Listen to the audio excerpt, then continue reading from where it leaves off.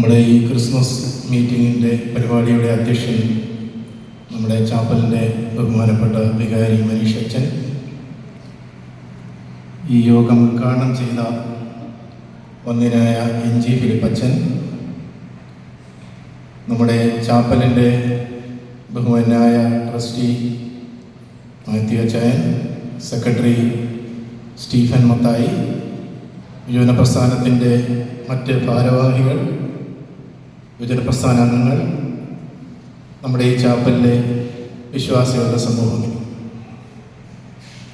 നമ്മുടെ ബഹുമാനപ്പെട്ട വൈദികർ ക്രിസ്മസിൻ്റെ പ്രാധാന്യത്തെപ്പറ്റി ഇവിടെ പറയുകയുണ്ടായി. നമ്മളെല്ലാ വർഷവും ക്രിസ്മസ് ആഘോഷിക്കുന്നു. ഓരോ വർഷവും നമ്മൾ ക്രിസ്മസ് ആഘോഷിക്കുമ്പോൾ അച്ഛനോട് സൂചിപ്പിക്കുകയുണ്ടായി, നമ്മുടെ ഉള്ളിൽ ഉണ്ണിയേശു ജനിക്കുന്നുണ്ടോ എന്ന് നമ്മൾ ചിന്തിക്കണം. നമ്മൾ ആഘോഷങ്ങൾ നടത്തുന്നത് മാത്രമല്ല, നമ്മളൊരു ക്രിസ്തു നമ്മുടെ ഉള്ളിൽ ജനിക്കുവാനുള്ള അവസരമായി ഈ ക്രിസ്മസ് കാലം മാറ്റുവാനായിട്ട് നമുക്ക് ഓരോരുത്തരും കഴിയും. നമ്മൾ 25 ദിവസത്തെ നൊയമ്പതിന് ശേഷമാണ് ക്രിസ്മസ് നമ്മുടെ ആഘോഷത്തിലേക്ക് കടന്നു വരുന്നത്. നമ്മളെല്ലാം ഭക്തിപൂർവ്വം നൊയമ്പ് നോക്കി ക്രിസ്മസിലേക്ക് കടന്നു വന്നു. അത് നമ്മുടെ ജീവിതത്തിനും, നമ്മുടെ വ്യക്തിപരമായ ജീവിതത്തിനും, നമ്മുടെ കുടുംബത്തിനും അനുഗ്രഹപ്രദമാണെന്നുള്ള കാര്യത്തിൽ സംശയമില്ല. എന്താണ് ക്രിസ്മസ് ഉയർത്തുന്ന സന്ദേശം? നമുക്കറിയാം, ക്രിസ്തു ജനിച്ചില്ലായിരുന്നെങ്കിൽ ഇന്ന് ഈ മാനവ സമൂഹത്തിന് രക്ഷ എന്ന് പറഞ്ഞൊരു സംഭവം ഉണ്ടാകില്ല.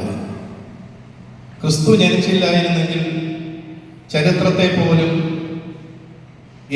AD BC എന്നിങ്ങനെ ചരിത്രത്തെ പോലും വിഭജിക്കുന്ന ഒരു സ്ഥിതിവിശേഷം ഉണ്ടാവുകയില്ല. ക്രിസ്തു മരിച്ചില്ലായിരുന്നെങ്കിൽ നമ്മുടെ ഈ ക്രിസ്തീയ സഭകൾ ഇന്ന് ഈ ലോകത്തുണ്ടാകുമായിരുന്നില്ല. അതുകൊണ്ട് ക്രിസ്തു ഈ ലോകത്തിൽ ജനിച്ചിട്ടുണ്ട് എന്ന് സംശയരഹിതമെന്നേ നമുക്ക് പറയാൻ സാധിക്കും. നമ്മുടെ ബൈബിളിൽ മാത്രമല്ല, മുസ്ലിങ്ങളുടെ വിശുദ്ധ ഖുറാനിൽ പോലും ക്രിസ്തുവിൻ്റെ ജനനത്തെ പറ്റി പറഞ്ഞിരിക്കുന്നതായിരുന്നു. ക്രിസ്തുവിൻ്റെ ജനനത്തെപ്പറ്റി നമ്മൾ ചിന്തിക്കുമ്പോൾ നമുക്കൊരിക്കലും മറക്കാൻ കഴിയാത്ത 2 വ്യക്തികളാണ് കന്യകമറിയാം, യോസഫ് പിതാവ്. കന്യകമറിയാം എന്ത് മാതൃകയാണ് നമുക്ക് കാണിച്ചതെന്ന് നമുക്ക് ചിന്തിച്ചു നോക്കണം. അന്നത്തെ കാലത്ത് ഒരു പെൺകുട്ടി ഗർഭിണിയാകുവാൻ പോവുകയാണ്. ദൂതൻ അവളോട് അറിയിക്കുന്നു, നീ ഗർഭം ധരിച്ചൊരു കുഞ്ഞിനെ പ്രസവിക്കും.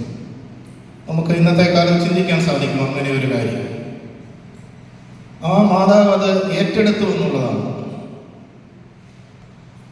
ഇതാ ഞാൻ കർത്താവിൻ്റെ ദാസി എന്ന് പറഞ്ഞുകൊണ്ട് മാതാവ് ഏറ്റെടുത്തു. ആ താഴ്മയാണ് നമുക്ക് മാതാവിൻ്റെ ആ ജീവിതത്തിൽ നിന്ന് മനസ്സിലാക്കേണ്ടതായ കാര്യം. അതുപോലെ തന്നെ യോസേഫ് പിതാവ്, നമുക്കറിയാം, അതൊക്കെ നമ്മൾ കേട്ടിട്ടുള്ള കാര്യമാണ്. ആ മാതാവിനെ ലോകാപവാദം ഉണ്ടാകാതിരിക്കാൻ വേണ്ടി ആ യോസേഫ് പിതാവ് ചേർത്തുകൊണ്ടുവന്നാണ് വിശുദ്ധ ബൈബിളിൽ പറയുന്നത്. എത്ര ത്യാഗോജ്വലമായ ഒരു കാര്യമാണ് നമ്മൾ ആലോചിച്ച് നോക്കുന്നത്. ഈ ഇന്നത്തെ കാലത്ത് പോലും ഇങ്ങനെ ഒരു സംഭവം ഉണ്ടായാൽ എങ്ങനെയായിരിക്കും നമ്മൾ ഓരോരുത്തരും പെരുമാറും നമ്മൾ ചിന്തിക്കണം. ഒരു പെൺകുട്ടി ഗർഭിണിയാകും, അവള് വിവാഹം, അറിയാവില്ല, ആ സംഭവങ്ങളൊക്കെ നിങ്ങൾക്ക് അറിയാവുന്ന സംഭവമാണ്. അപ്പം ആ ലോകാപവാദം ഉണ്ടാകാതെ ജോസഫ് അവളെ ചേർത്തുകൊണ്ടു. മാതാവ് അതിനു വേണ്ടി ഒരുങ്ങി ദൈവ ഇഷ്ടത്തിനായിട്ട് താഴ്ത്തിക്കൊടുത്തു എന്നുള്ളതാണ് നമ്മുടെ ക്രിസ്മസിൽ നിന്ന് മനസ്സിലാക്കുന്നത്. അതിൻ്റെ ഒരു മർമ്മപ്രധാനമായ കാര്യം അത് നമ്മുടെ ജീവിതത്തിൽ മാതാവ് കാണിച്ച ആ ഒരു താഴ്മ, ദൈവത്തിൻ്റെ ഇഷ്ടത്തിന് മുമ്പിൽ കീഴ്പ്പെടുവാനുള്ള ഒരു മനസ്സ്, ഈ 2 പേരുടെയും ജീവിതത്തിൽ നിന്ന് നമുക്ക് പഠിക്കാൻ സാധിക്കും. നമ്മുടെ ജീവിതത്തിൽ ക്രിസ്മസ് ഓരോ വർഷവും നമ്മൾ നമ്മൾ കടന്നു പോകുന്നുണ്ട്. ആ ക്രിസ്മസിൽ നിന്ന് നമ്മൾ യേശു ഉയർത്തിയ ഉണ്ണിയേശുവിൻ്റെ ജീവിതത്തിൽ നിന്ന് ഉണ്ടായ യേശു വിഭാവനം ചെയ്ത ആ ഉദ്ദേശ ലക്ഷ്യങ്ങൾ നമ്മുടെ ജീവിതത്തിൽ പ്രാവർത്തികമാക്കുവാൻ നമുക്ക് കഴിയണം. കേവലം ഒരു ക്രിസ്ത്യാനി എന്ന് പറഞ്ഞാൽ അതിന് വലിയ അർത്ഥങ്ങളുണ്ട്.